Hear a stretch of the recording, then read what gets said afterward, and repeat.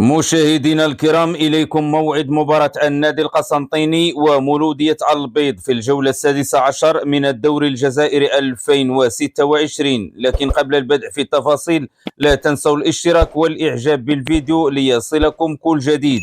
يستقبل فريق النادي القسنطيني نظيره مولودية البيض برسم الجولة السادسة عشر من الدوري الجزائري موسم 2025-2026 على أرضية ملعب محمد حملاوي.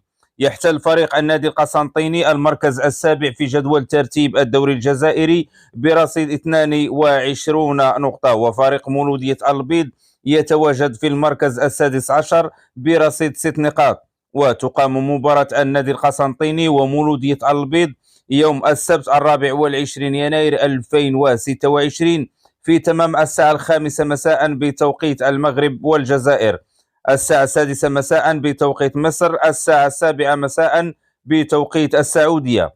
وسيتم نقل مباراة النادي القسنطيني ومولودية البيض مباشرة عبر القناة الرياضية الجزائرية إن شاء الله.